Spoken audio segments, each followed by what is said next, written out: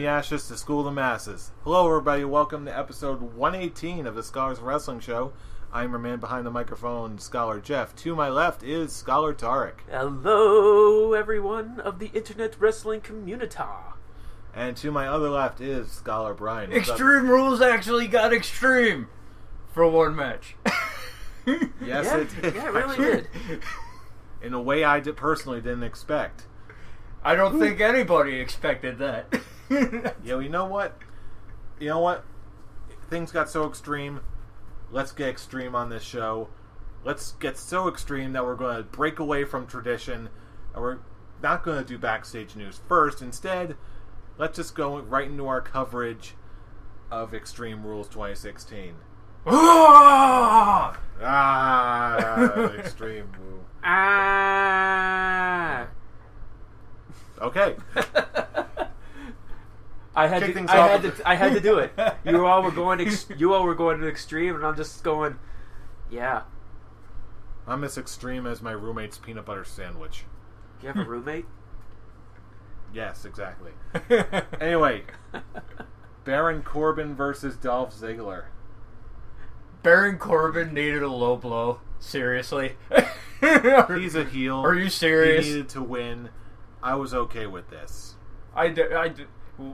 I actually showed up late to the pay-per-view showing, so I had to watch this afterwards. But even just seeing that a dude with the stature of Baron Corbin had to resort to a low blow, I wasn't okay with it. I didn't get my epic beatdown. Yes, you did not. And I kind of chuckled at that. My immediate response after the match. So no epic beatdown. No. That annoys me. This match didn't please me at all.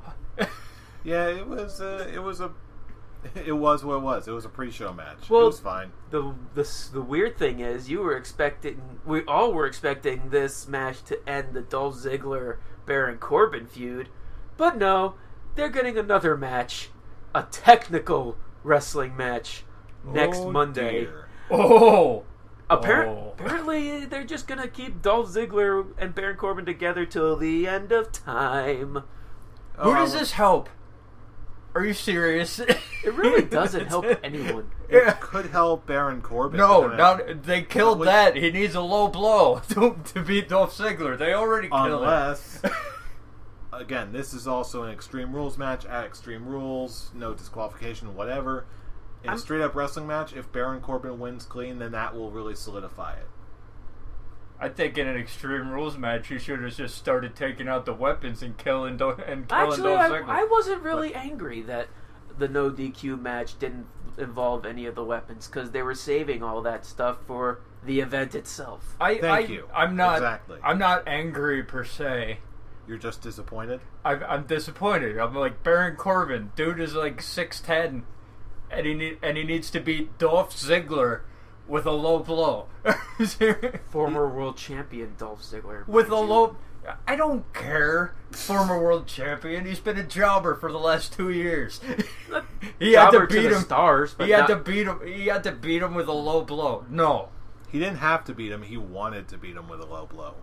Even a 6'10" guy using a low blow is asinine. I don't care. Brian, are you saying you wouldn't low blow a midget? I wouldn't need to. I'd stomp him in the head and he'd be done. So that's what I would call an illegal move. So either way, you can't win. I can be perfectly honest. I kind of would find the enjoyment of low blowing a midget. See, just so you'd have to find it first. I had to find it first, and then all of a sudden, low blow. Nothing against little people. We're gonna get downvoted so bad. Anyway. We're not that much of assholes. Yes, we are. Speaking of assholes, the Not Bullet Club beat the effing Usos. Don't sugarcoat it. The Turkey Sandwich Club beat the fucking Usos. Where did this turkey sandwich? I don't know. This is. I saw it on Twitter. One of the wrestling specialists I follow on Twitter does a YouTube show. Calls it the Turkey Club. It calls it the Turkey Club sandwich. Okay. Okay, that sounds delicious. Well, all I can really say is it kind of did what it needed to do. It did what it needed to do. It was short, sweet, to the point. Got it out of the way. Did what it needed to do. Even though they basically lost that later in the night. But yeah, right. But yeah, for the time being, it was perfectly acceptable wrestling. Yes. It's really it made me confident that they knew that the Bullet Club were not going to just be like, okay, they're not just a bunch of geeks. But yeah, it was for now. For now. We'll save the geekness for later in the night. But you know what? Either way, I was okay with this match. Not much else to say. What I was a little disappointed in was this next match. Tag title match. New Day defeated the Vaudevillains. I'm not shocked, but at the same time, I was really kind of hoping that this would be the Vaudevillains night. I kind of understand where they're going from here. I think they're setting up a triple threat tag team title match, which is fine, but I wasn't really a fan. I wasn't of this match. Just I was like, it's good, but it's just not holding my attention. So can I really say that it was good if it's not holding my attention? It was good because it wasn't bad. We'll go with that. That's it. It really made me eager for what we're going to see next out of these guys. Yeah, hitting Heath Slater with a cake. Well, are you talking about the Vaudevillains or the New Day? Both of them. Well, what's next that came for the New Day is hitting Heath Slater with a cake. A cake that doesn't even make sense. A nonsensical cake. No, it really is a nonsensical cake. What episode was this? 1200, they said on Raw? Yeah. And so they were saying happy birthday to Raw, yet this wasn't the date that Raw first aired. It was just the 1200th episode. It's not really counting as a birthday. It's then again, it's not like it's in years. We've made a new object. They were saying, they were making it kind of in years. That was the thing. Nonsensical cake. Nonsensical cake. And I want to eat a nonsensical cake. I want to bake a nonsensical cake right now. You know what's so funny about Heath Slater getting hit with a cake? He threw his arm in front of his face, so his arm got the cake. His face was clean. So they had. And at that point, what's the point of the cake? At that point, Big E had to take a big scoop of cake and press it on Heath Slater's face. So right now, it looks like the New Day's next rivalry, small-time rivalry, is against the goddamn Social Outcasts. It's a new cake. Yes, it is. Yeah, that's what we want to see. A social new cake? No. We thought that this was going to... Don't go for that either. We thought that this... I thought that this was going to be a build-up match for a feud, for a triple threat feud for the tag team titles. Instead, we got nonsensical cake. Just watch. For next week's episode, I'm going to bake a nonsensical cake, and we're going to eat nonsensical cake. We don't even see the Vaudevillains the next night on Raw. And we get the return of Enzo, which... Yay! Okay, am I the only one that noticed this Big Cass actually getting annoyed at Enzo? I didn't notice that. No, didn't notice it. Actually, people have noticed that during that promo, while they were calling out the Dudleys, Enzo kept, cutting off Big Cass, and he was getting annoyed. And I'm just like, oh no. Please don't let... I hope this is just miscalculation on the guy's end. Please don't let this be seeds, planting seeds to break them up. It can't. They've been up on the main roster for a month. It can't. It can't. And if they do, I'll drive to Stanford and do bad things to the building. No, Vince McMahon is very big on a Big Cass singles run. Since Enzo was injured, they had that whole thing with Big Cass being so dominant because Vince is very hard on him. No. Yeah, bring him up and make him be Roman Reigns II. No, fuck you, Vince. Anyway, that's another conversation for another time. Yeah. Let's just hope that these things that I noticed this past Raw don't come. Yeah, mistakes. The only good thing about this match was that it wasn't bad. Yeah. That's it. It was acceptable wrestling at a time when I wanted to see wrestling. We finish it off with cake. Nonsensical cake. Nonsensical cake. I want to do some baking now. Anyway, speaking of baking, Rusev beat Kalisto, now the U.S. champion. How does that have anything to do with baking? Because I saw an Instagram post from Rusev earlier in the day with him like cooking something. There are two things that stand out to me about this match. First of all, Lana, of course. Of course. And second of all, that submission at the end. Mm-hmm. Oh yeah, that was killer. Yeah, I forget the name. The super accolade. The accolade from hell, right there. I have never seen torque on the body like that. Okay. Well, it didn't seem quite as bad once you actually saw it. But when it first happened... When it first happened, you were like, dude, he has no back anymore. He's a small little bendy man. Yeah. What I liked about it is that throughout the entire feud with Rusev, the whole, 2 weeks, Rusev has actually been focusing on Kalisto's back. And throughout this match, he was focusing on Kalisto's back. So ending it with as Brian puts, the accolade from hell. Yeah, I hope this actually is something new for Rusev, not just to be a transitional champion for John Cena when he comes back Monday. True. But then again, you're also talking to a guy who actually liked that original feud, because he was still doing something. I like Rusev, and if this actually leads to a remotely interesting series of matches, then you know what? I'm okay with it. Well, especially if this means a return match against Kalisto. Well, hopefully we do get that return match with Kalisto, not the whole, okay, Rusev is United States champion again. Brrr, apple dough. Hey, it's Memorial Day. I'll get the United States title back. Da da da da. That's the equivalent of Roman Reigns' da da da da da da. Ba ba da ba. United States champion. Yay! Now we got the U.S. Open Challenge back again. At least ba ba da ba is actually funny. So it's a 95% chance that what Tarek just said is what we're actually getting. But I still want to believe. I won't believe it till I see it. You want to believe? I want nonsensical. He wants to believe that. That's what he wants to believe. Don't do that with Jeff. You see, look on his face. He's already turning red just for that silly comment. Look what I did. No nonsensical cake for you next week. You douche. Yes, you douche. Okay, I think we all need to perk up our spirits. Let's talk about that amazing Intercontinental title match. Best WWE match of the year so far. Bordering on not NXT. Why do you think I made the distinction? Bordering on favorite match of the year.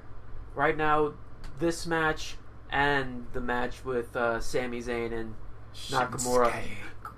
I find it kind of hilarious that Sami Zayn is in my 2 match of the year candidates. He is, isn't he? He is, isn't he? And he was a big part. He was a pretty big part, but kudos go out to all 4. Seriously. Really. This was nuts. Everyone was on point in a big way Everyone was on their A game, and this hands down was match of the night, which we all kind of predicted it was going to be. Match of the Miz's career. Holy shit! Yes, it was, and it was. I won't go that far, but it was up. No, I will go that far. I will too. I will go that far. This was the match that solidified Miz definitely deserves to be there, and everyone who says otherwise is just looking back on his early years and the fact that he was a reality TV star. I don't think anyone. I'd be shocked if anyone actually thought of Miz in that light after all this time and how. No, much you'd be surprised. There's a lot of people who still. Well, there are a lot of extreme cynics out there too. So, I can't say anything about that. Seriously, you all were there the whole time. I was just going, do not end, do not end. You were saying that like 5 minutes into the match. Exactly, because the match was awesome from the very beginning. As soon as Sami Zayn ran over and hit the haluva kick on Kevin Owens, we knew that there was going to be greatness involved. And then Cesaro took out Miz the same way. Yeah, seriously, I blinked and was like, wait a minute, what? Okay. You blink and 2 men are out of the ring already. I can be perfectly honest. There was only one... This may be a nitpick, but there was one point of the match that actually kind of pissed me off. Which was? when Cesaro had Miz in the sharpshooter, and the Miz was tapping out, the referee was literally a footstep away, like behind them, like right next to them. If there was no way, even like kayfabe and all that, there was no way the referee would have not heard the Miz tapping out. The ref was way too close to not hear it. If they pushed if he can't see it, that's what they're going by. You can hear it, but you need to see it. Yeah, but the whole point is, so don't, what's going on? It should have given the referee time. It's just like, okay, now you're trying to like suspend the disbelief to a ridiculous extent. If the referee was more close to the corner trying to get Maurice out, it's understandable then. But literally, this is a visual here, so it's going to be hard for our audience, but I'm going to do it for you two. Okay, here, this is Cesaro and the Miz in the submission hold. Putting his phone down, yes. Putting my phone down. And the referee was, no joke, right there. And right next to the was phone. right next to them, and here was the edge of the ring. So yeah, I'm like, okay, that's the only. It may be a nitpick, but it takes the whole suspension of disbelief to a ridiculous extent. Yeah, I see your point. No fucks given. Match of the night. It's Pretty still much, good. yeah. Like I said, I didn't catch that on. It was just one small complaint. No, I caught it, but I didn't think anybody would actually notice or care. Well, people noticed. But people actually were talking about it online, but it's still the fact that it was still an awesome as hell match. This is still 5-star greatness. This match was big time. So, big time. Yeah. Unleash the goats, as you two would say it. Unleash all the goats. All the goats are out of the barn. Bingo. And I got to admit, this next match really surprised me. It wasn't quite up to that same standard, but it came close. Dean Ambrose beating Chris Jericho in the Asylum match. You want to talk about extreme? Did you ever think that Chris Jericho would be the most extreme person on the roster on a pay-per-view? I didn't expect. Again, I mentioned this the night of. I didn't expect this from Jericho of all people. Chris Jericho. He didn't have to do that. Mid-40-year-old man. Okay, doesn't have to do half the crap he does. As soon as the tax came out, I was like, there's no way Jericho's taking this bump. Dean Ambrose is wearing a shirt. He's gonna go through the tax, and then he sets up for the code breaker. I'm like, holy shit, Jericho's going through going into the tax. And that was way rougher than I thought it was going to be. Dean Ambrose just chucked him down as hard as he possibly could. And I think the one part that made it even worse is most of the tax went into his arm, and you just saw the blood rushing down his arm. Yeah, his elbow was a mess. It really was. Did any of you happen to catch Chris Jericho's podcast right after that? Yeah. Yeah, he said on his podcast how shocking it was. He didn't expect that much pain. He still did it, but it was just shocking to him. 69 tacks went into his body. Ugh, just the thought of it hurts. I will say though, it was a fun storytelling match. This had no technical stuff in there. It was like I said, more of a storytelling, which they both did a good job, especially Jericho. Once the thumbtacks dropped, his expression was gold. Oh yeah, he was like, oh crap! But I will say, the biggest problem with this match, it was too long. It was a half hour. It was a half hour, and it honestly didn't need to. No. Like, I find it kind of hilarious that the only weapon that was not used was the potted plant. But you know what? I actually didn't care. I was kind of glad that they didn't have the potted plant because Mitch 2 lives again. And for a one-time deal because the plant thing, the whole Mitch plant thing, I didn't even know that the plant actually had a name. It was like a split second that I mentioned it, but it was just so absurd that I guess it caught on a little bit. Dean Ambrose was like, when he first came out for the Ambrose Asylum, he was like, this is Mitch, and then just moved on like nothing happened. Exactly. It was like a half second. And the fact that people hooked onto it and they had a rest in peace Mitch stuff was kind of stupid. Granted, the one with Francesca actually was more fun because we had longer time with that damn trombone. So it worked better than the whole Mitch thing. I actually thought that Dean Ambrose didn't need a Moppy-esque character Mitch thing to come with it, because he's now in the Money in the Bank. He's one of the top contenders to win the Money in the Bank contract. He doesn't need that kind of goofy shit to. Honestly, I didn't even think that much into it. I just wrote it off as just like a simple little one-off bit of wrestling silliness. I'm glad Mitch is dead. This was the pure... Mitch is dead. Long live the Mitch. No. This was pure... Rest in peace, you piece of shit. Hey, he's a respectable plant. It's a weed.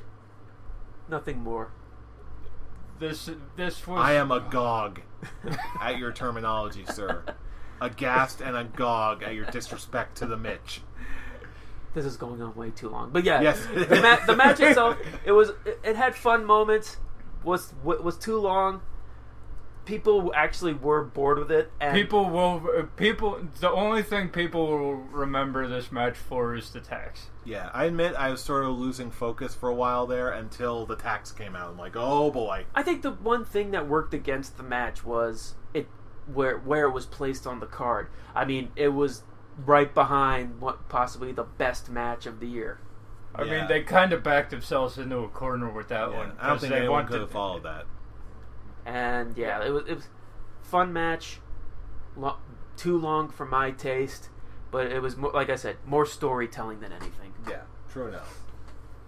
In the meantime, next match, Charlotte retained her women's championship against Natalya. This is the dumbness begin. This was actually the one match that I actually got legit pissed off at. Because the ending was stupid.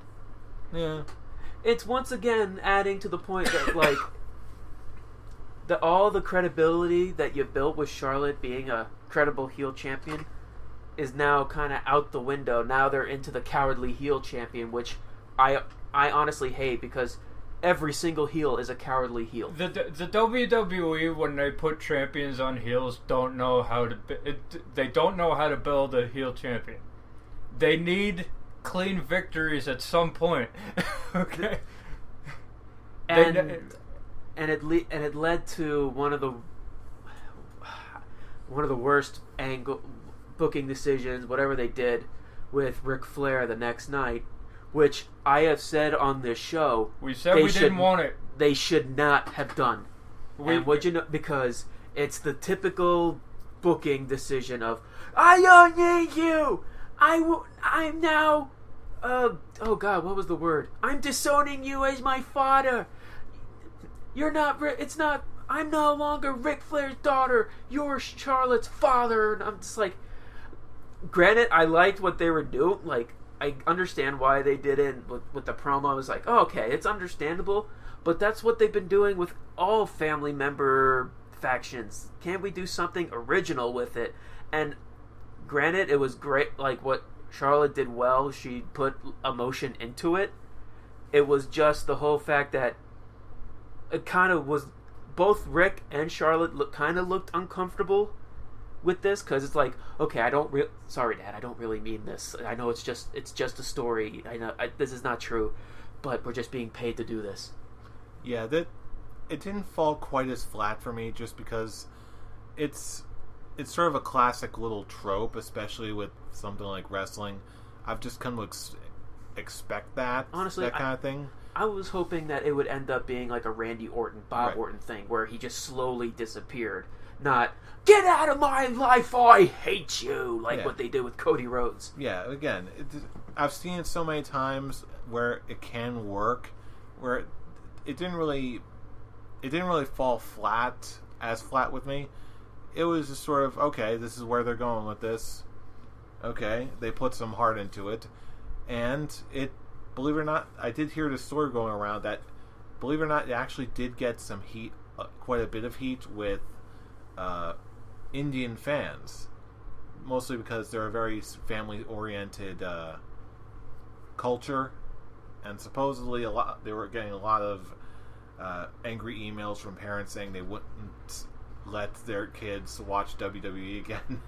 Wow, really? If Charlotte kept talking to her father like that, like the family structure is extremely rigid. You know what?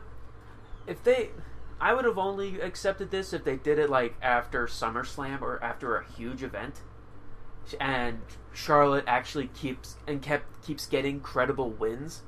But the fact that they had her win on a stupid ending, like having Dana Brooke come out dressed as Ric Flair, and that celebration at the end of the match was overblown as fuck, man. Yes, it was. Dana Brooke could not stop doing the Flair strut. Stop it.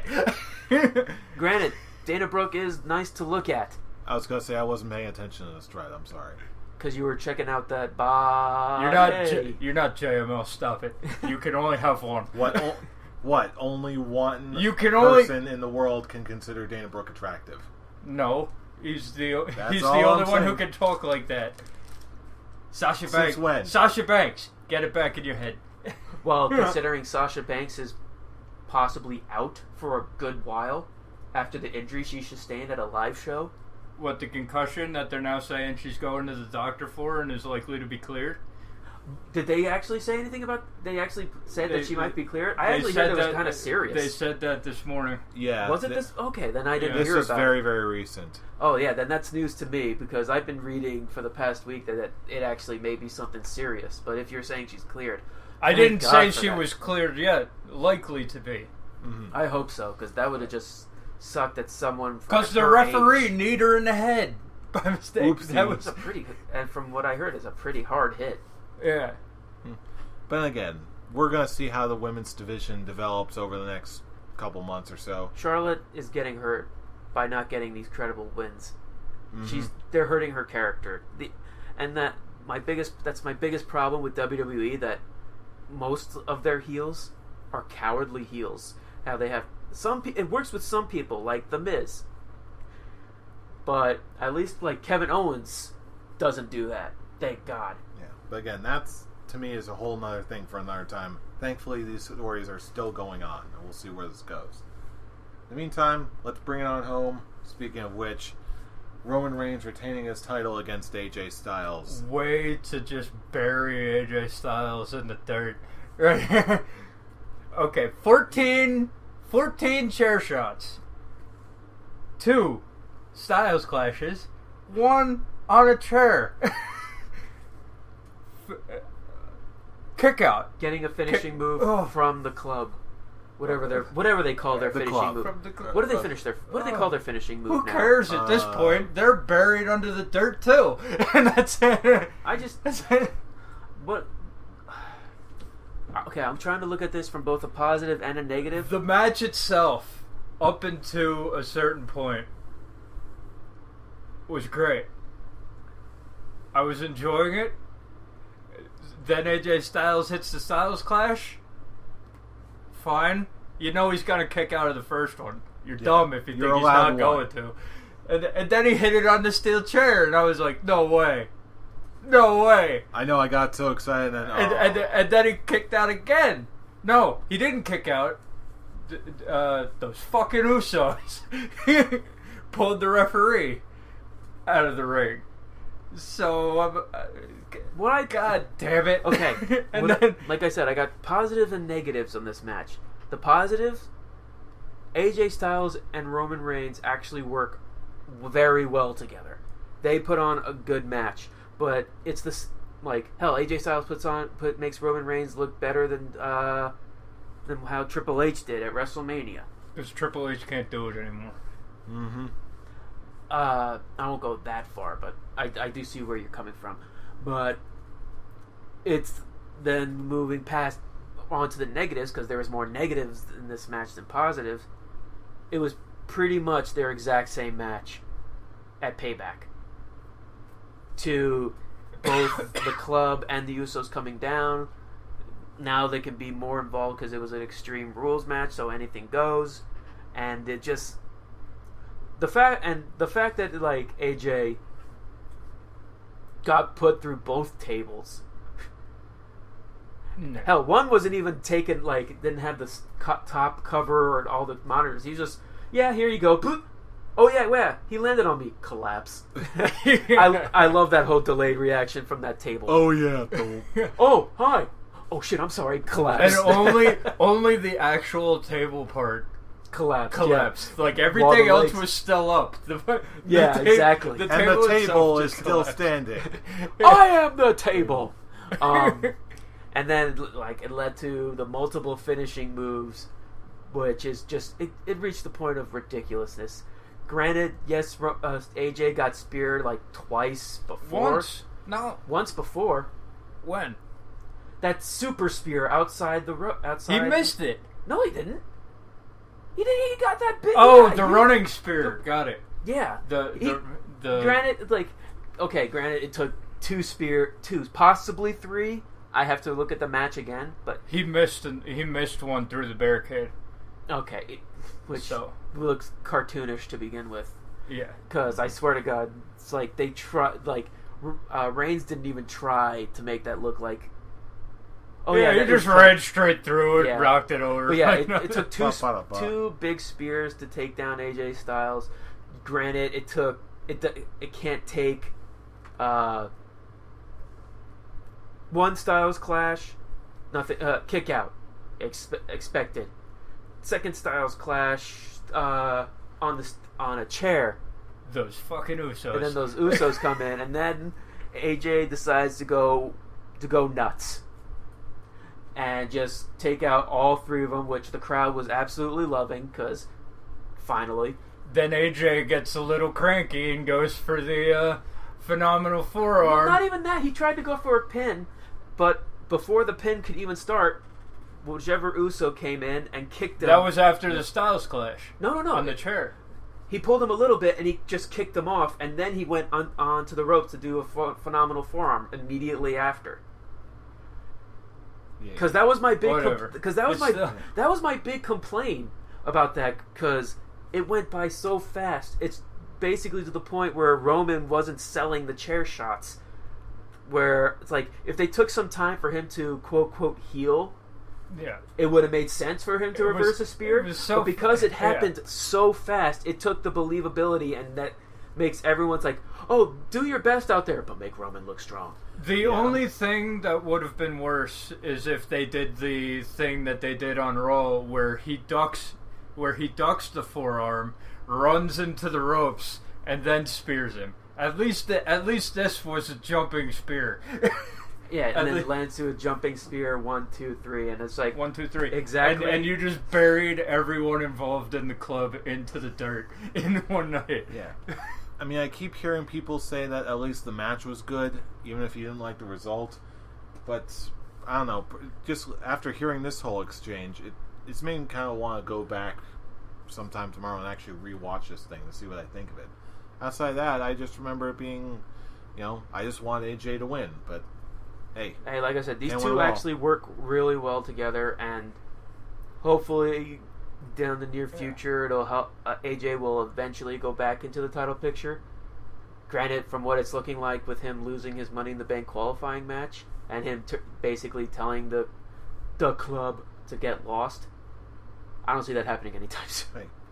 But again, thankfully, next couple months, as we're going into SummerSlam weekend, we'll see what we get. And instead, we got a high note with the return of Seth Rollins. Yay! Yay! Yay, indeed. I'm so glad to see him back. And I feel like this is a 50-50 thing that I feel like they kind of ruined it, yet it makes sense to have him stay as a heel. Because it's like, oh, he's now WWE's top babyface. As soon as he attacked Roman, you knew what they were going to try to do. Well, I was like, oh, hopefully they'll do something interesting here. Of course not. And then, of course not. And in a way, it actually does make sense with where you see where he's coming from. He's like, you people were saying I'm the weakest champion in the history of WWE. You really think I care what you people think? I'm like, okay, god damn it. I hate that they're keeping him a heel, but it makes too much sense for what he's saying. And I still see a face turn in his future, but I could see just not because he came back type deal. I see him progressing into a face. Yeah. And I feel like the whole hinting with him trying to give Stephanie a hug And she's like, no, it's a different relationship now. It's just business. Yeah, that's a step in the right direction. That's one thing I noticed. A lot of voices I've heard from recently have been very, very impatient. Like, I can see what they're going for, where they will want to be more of a slow transition, like you said, if they do want to turn Seth, which they easily could. So again, this especially right now is why I'm taking a sort of step back and saying I just want to wait and see. So again, thankfully the story is not over. It's just setting up for more. So facial hair rating for the event? Classic goatee. It was good. I'm gonna go with full beard, honestly. I'm gonna go with full beard as far too. as Extreme Rules normally go, and the quality of the IC title match. Main event be damned. Those were all good, but I can't with the booking of the last two matches. I can't. You know what? They bring it down totally for me. Get it. I completely understand that. Yeah, definitely. But I'm just right now. Most the matches kept me invested, and the Intercontinental title match got me very excited in more ways than one. I won't talk about that anymore. Please don't. But yeah, it was mainly that Intercontinental title match that just made it into a 4. Mm-hmm.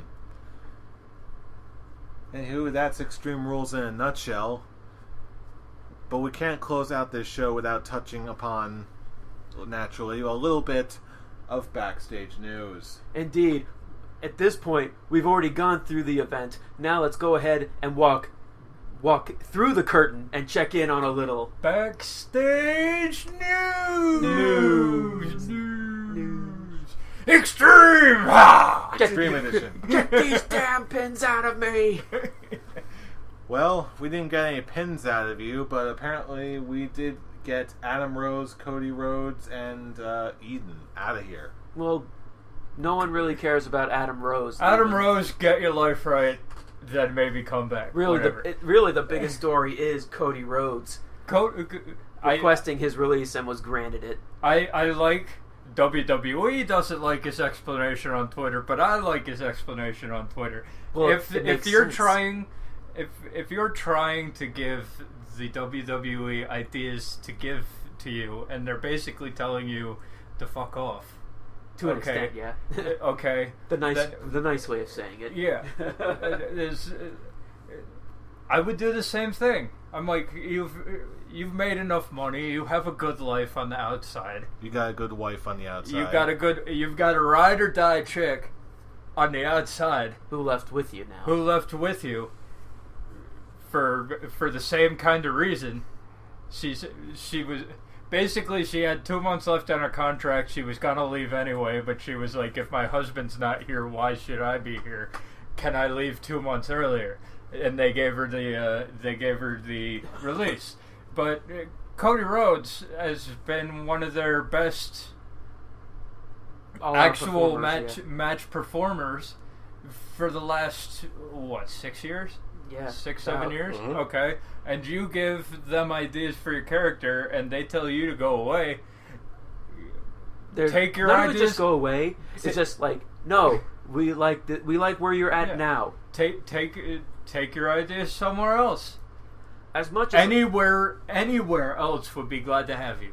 As much as I loved the Stardust character, I will even agree with him. It's like he loves the Stardust character. But there is nothing more that he can do as that character. It fizzled he's been out wanting out for 6 months, apparently. It fizzled out after the MO match. Right. It fizzled out after that. There was nowhere else to go. But they kept granted, there was somewhere to go. And granted, the story and the storylines made after that basically confirmed that because he was rarely on TV. I just wanted to see him and Goldust team up one more time to bring back Dashingly Gold. Yes. It would have been better than what they're doing with Goldust now, which brings the question: Is Goldust going to go soon? Goldust said that he's not leaving. Is it? He legitimately said, "I'm not leaving." But Cody Rhodes, good on you, bro. If you don't do what makes you happy. Yeah, if you think the WWE is screwing you over, then take your ball and I won't say go home, but take your ball and go on to better things. Hell, he says he's been doing acting. He wants to go into actual professional acting, TV shows, maybe even movies. And I was like, you know what? Villain for Arrow. Boom, done. Oh my god! It'll probably be one of the better additions to the cast. Apparently, the show hasn't been doing too well lately. The last 2 seasons have been epically awful, but that's it. Yeah, I stopped watching it. That's it. That's funny, actually. That actually would have been a great, coming full circle. Mm-hmm. Yeah. You want to go into acting? Get it done. You've got. Looks like you've got a job. You've got a job legitimately. For at least 1 episode. Looks like we'll never see Stephen Amell on a WWE TV show again. And you know what? I think that one and done was all he needed, to be perfectly honest. But hey. And it was a great one and done, but the thing we'll see Cody Rhodes again real soon. Wherever he may fall. Oh, yeah. Wherever he may land.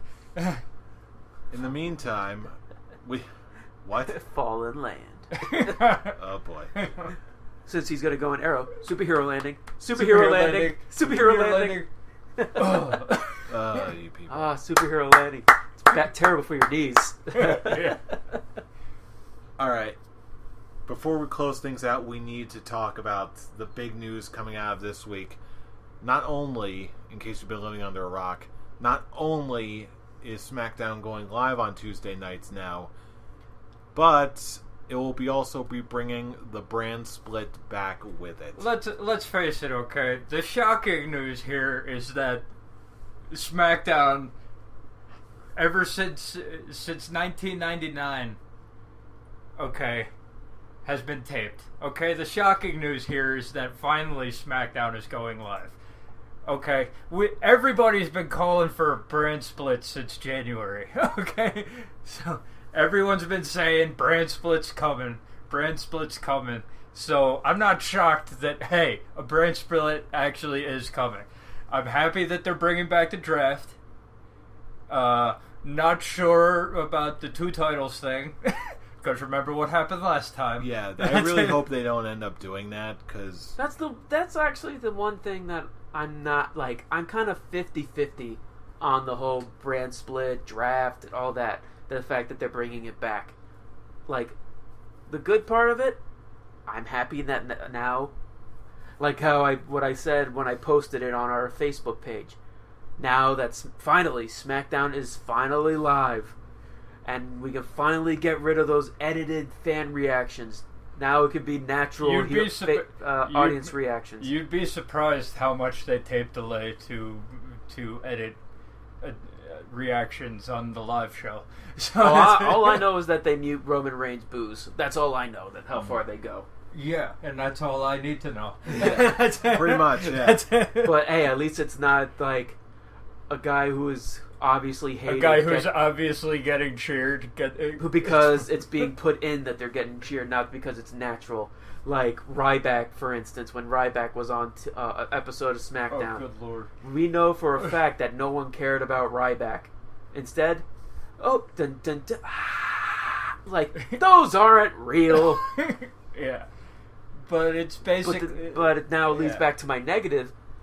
Do we really need it? Honestly, I don't think so. I honestly disagree with you, because I'm just looking at the roster now. If Cody Rhodes had waited till July, okay, they would have something to do with his character. Do we really I don't want any more Raw only pay-per-views, SmackDown only pay-per-views. I'm pretty sure it's not coming down to that. No, here's what I'm thinking.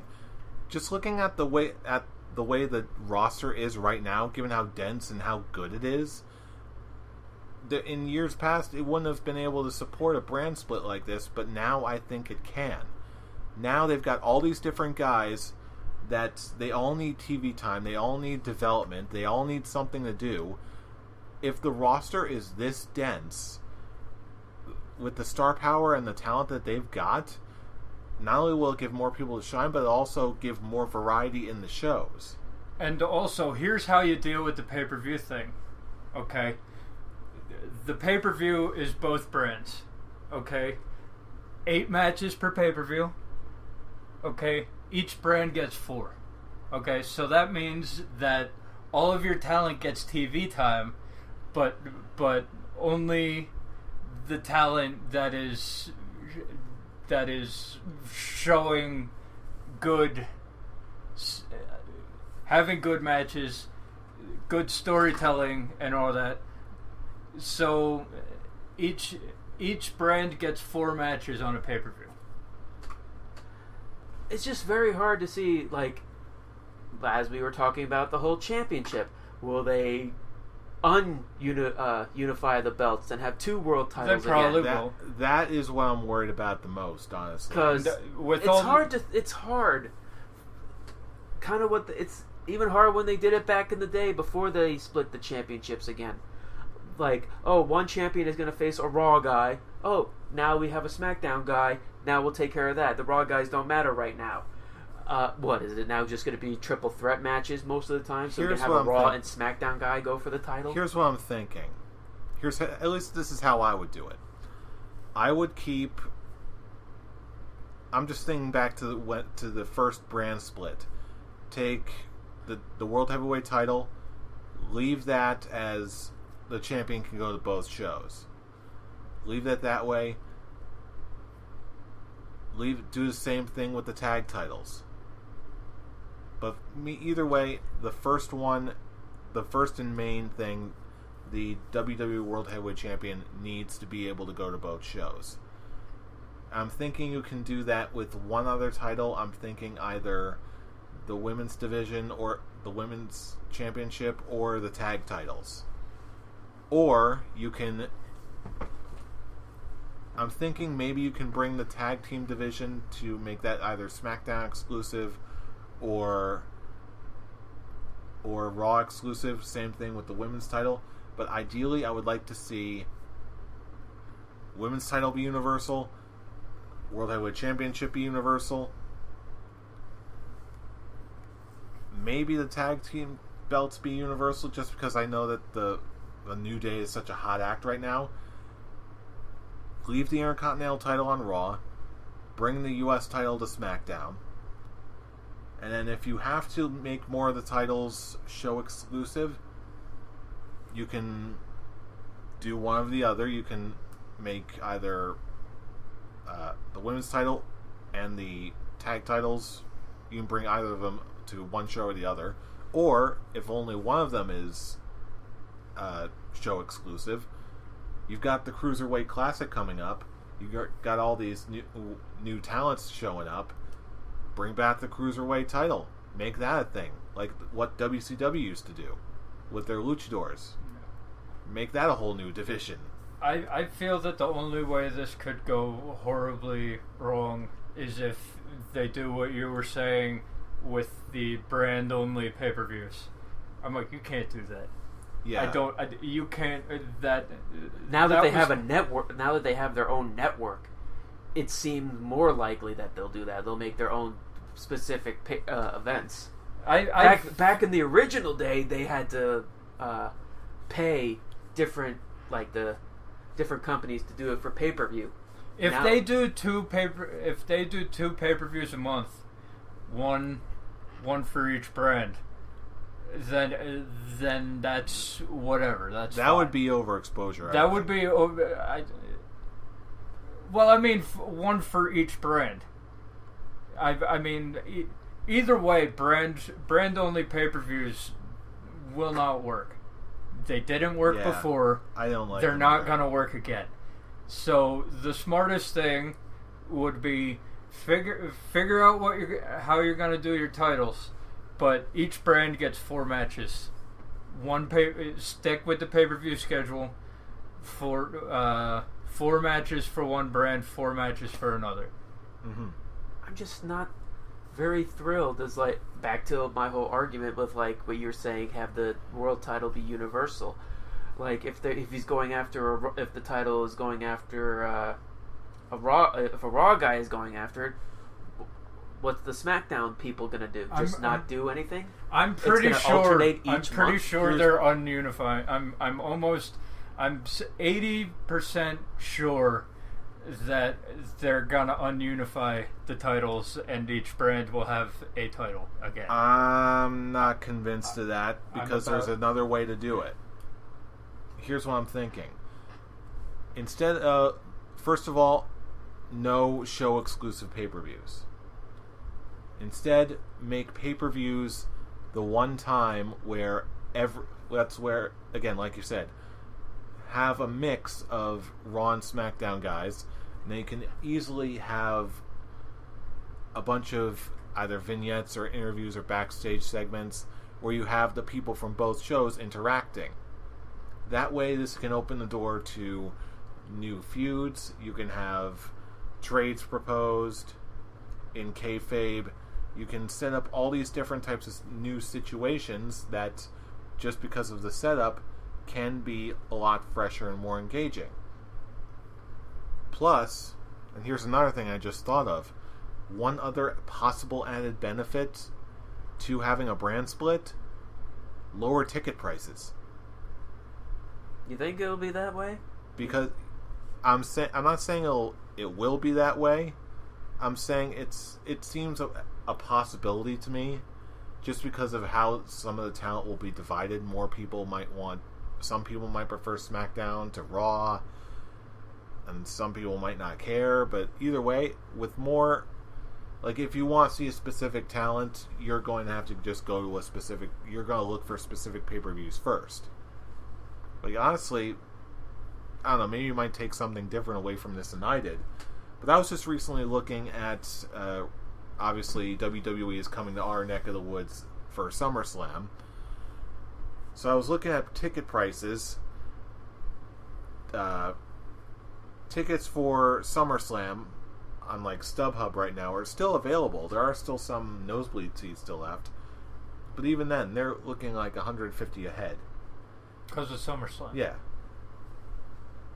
For an NXT show, which is probably going to be TakeOver, that's, believe it or not, tickets for NXT for TakeOver were twice as much. I'll give you a few guesses as to why that is. Seriously. Because NXT is mostly It's good. their hottest ticket, and Yeah. Finn Balor, Samoa Joe, certain other guys who will not be named. Oh, just say it. Nakamura. Jesus Christ. Yeah, and that was shocking. But meanwhile, the Monday Night Raw after SummerSlam, decently priced. Which, for the record, I'm still seriously considering going to. Mm-hmm. So, food for thought. But again, I'm not much of an economist. I'm not gonna say definitively what the effect on that will be. But to me, it's not a possibility that I can rule out yet. And honestly, the more accessible WWE shows we can go to on a regular basis, I think that could be a fun thing. It could be, but I guess I just have to wait and see how they'll do the brand split. Because the draft is always fun. I'm scared that that's how they're gonna break up Enzo and Cass. Ooh, yeah. Like kind of like what they did with Bubba and Devon in the first draft. I will be livid, man. I will be livid. I'm sorry. I'm sorry I put that thought in you guys' head, but it's there. Yeah, now. Let's see. We did hear from Brian Alvarez this week that supposedly on July 19th is when SmackDown goes live and the brand split goes live. Yeah. Okay, so that Monday is is going to be the draft. Yes. Actually, it's the Monday before, July 11th. Oh, really? Yeah. I thought it was that Monday. Yeah, according to Brian Alvarez. I'm not sure how true that could possibly be, but we will find out. And you know what? Hopefully we can get together for like some sort of Raw draft party. That would be fun. Just to see how that would go. What? Sorry, I just had something in my throat. Oh, I thought that was legitimately... I thought you were just like messing with me. No, Okay. I need some clear liquid. I was just choking again. Okay. I was just choking. No big deal. But yeah, I'm gonna keep my I'm gonna keep it open. I'm gonna just see how they're gonna do it. I still have my fears about it. I think we all do. But they do have the talent, and they'll probably bring up some NXT guys. There you go. Also to fill it up, because hell, we'll probably see. That's when you get Finn Balor. We'll get Finn or Balor, Bailey, at least, or Bailey, or Samoa Joe, or other people. Or that name doesn't get announced. But what if he already did? You can't say he can't be announced. He already said it. Yeah, for the not for call-ups. I don't know. It's like the New York Lotto. You never know. He does have a main roster match with Bray Wyatt set for the future.